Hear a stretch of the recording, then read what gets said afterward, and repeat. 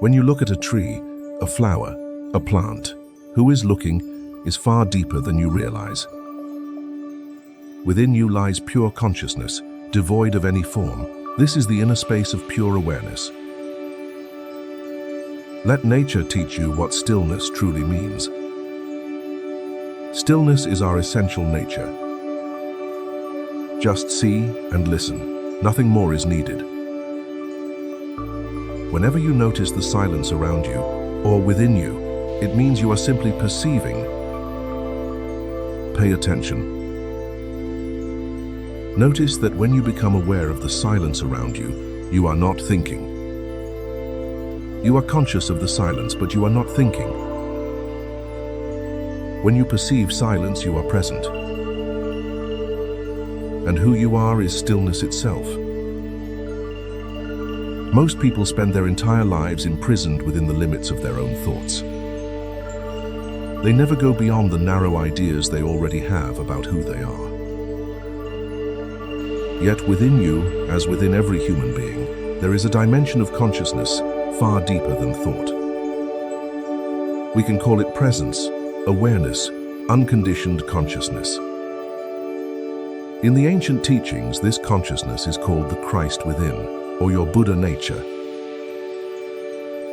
As long as you only perceive the small self and its limited awareness, it runs your life, and you remain in suffering. Not only the suffering you create for yourself, but also the suffering you spread to others.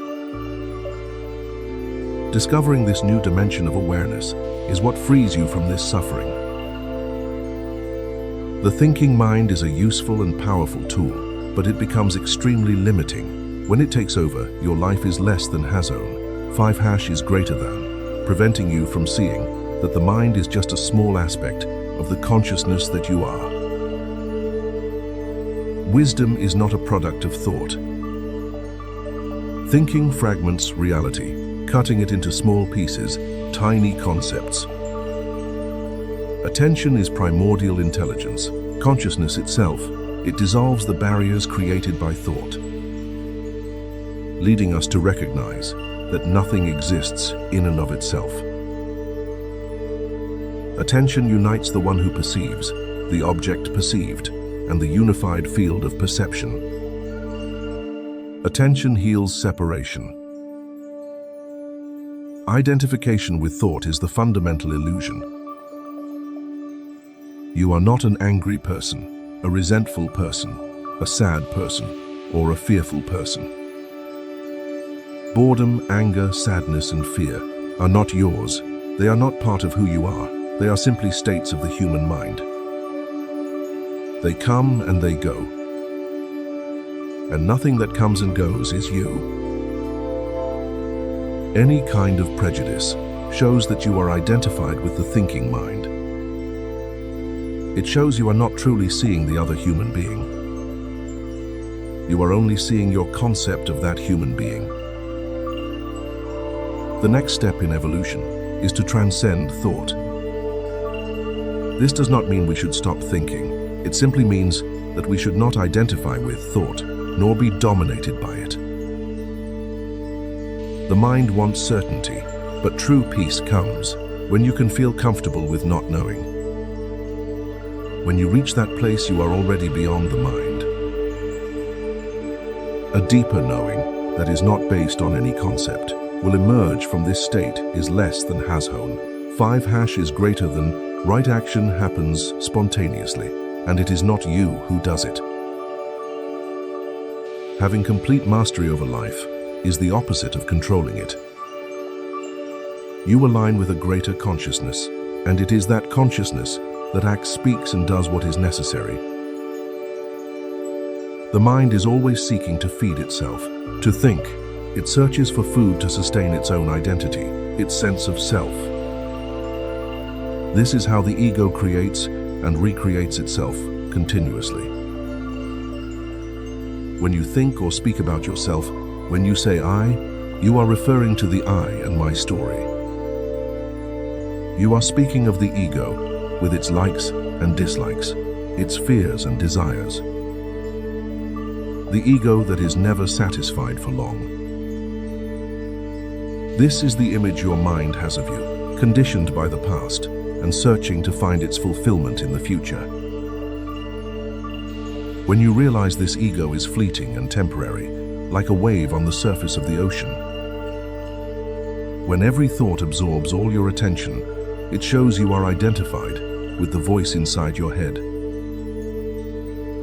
Thought becomes confused with your sense of self. This is the self created by the mind, what we call ego. This ego built by the mind feels completely incomplete and insecure. That is why fear and desire are the dominant emotions and driving forces of this ego. When you realize there is a voice in your head that pretends to be you and never stops talking, you become aware that unconsciously you have been identifying with the stream of thought. Living through the ego, you reduce the present moment to merely a means to an end is less than has-hown. 5# is greater than proven when you give more attention to what you are doing than to the result you want to achieve. You break the old conditioning, the old pattern. Watch what you are doing to yourself, or rather what your mind is doing to you. Witness your inner state. You do not need to do anything more than that. By becoming aware of this, transformation and freedom will come. Complaining and reacting are the mind's favorite ways to strengthen the ego. For many people, a great deal of mental and emotional activity consists of complaining and reacting against this or that. They try to make others wrong so that they alone are right. By being right, they feel superior, and this strengthens the ego. Pause for a moment and reflect. Do you have these patterns of behavior? Can you recognize the voice in your mind that is always complaining and pointing to others as the ones to blame? The self-centered I needs conflict to strengthen its identity. By fighting against something or someone, it proves to itself, this is me, and that is not me. It is common for nations, tribes, and religions to strengthen their sense of collective identity by placing themselves in opposition to their enemies. The ego's identity depends on comparison and feeds on the more. It clings to anything.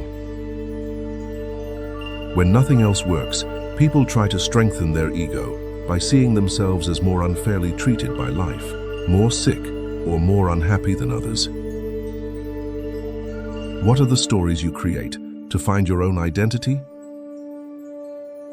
The self-centered I also needs to point fingers, to exist and to exclude, to maintain the idea of separation, on which its survival depends, is less than has-hown.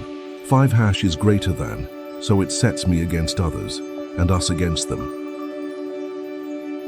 The ego needs to be in conflict with someone or something. Guilt is another way the ego creates identity. For the ego, it does not matter whether the identity is negative or positive. What you did or failed to do was a manifestation of unconsciousness, which is natural to the human condition. But the ego personalizes the situation and says, I did that. And so it creates an image of itself as bad, flawed, insufficient.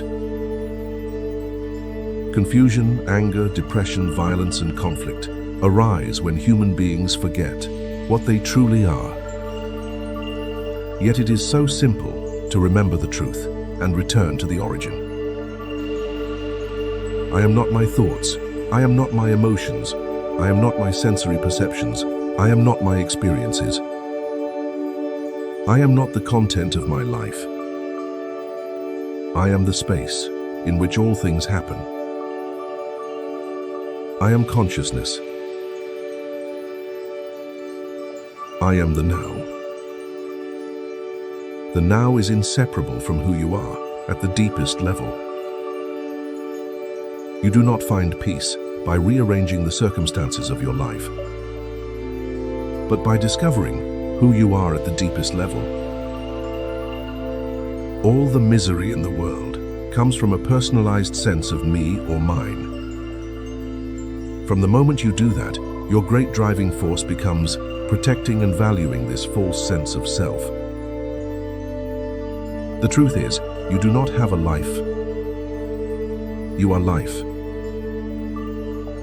You are the one life, the one consciousness that pervades the entire universe is less than #. 5 is greater than and temporarily takes the form of a stone, a leaf, an animal, a person, a star, or a galaxy. Can you sense that deep down you already know this? Can you sense that you already are this? You need time for most things in life.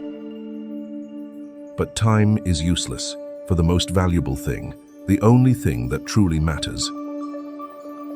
Self-realization, which means knowing who you are.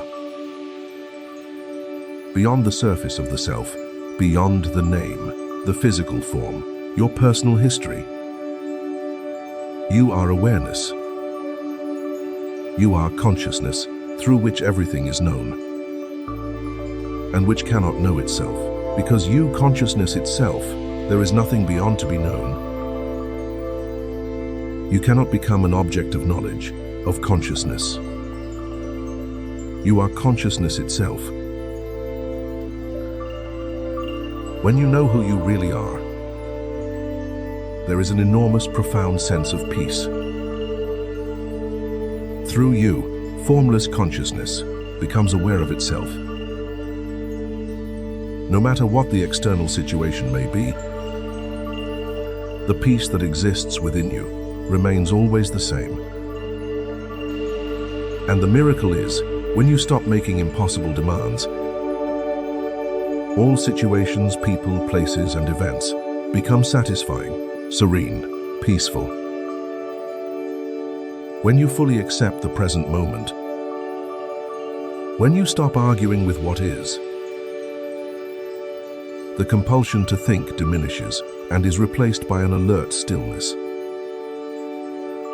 You are fully conscious, but your mind does not label this moment. If you think I am saying, enjoy the moment, be happy, I am not. I am saying, accept this moment as it is. That is enough.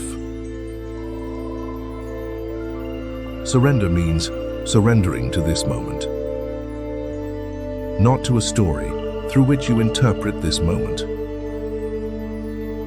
When you fully accept that you do not know, you stop struggling to find the answer through your limited thinking mind. By giving up, you allow a greater intelligence to act through you. Let go. Let life be.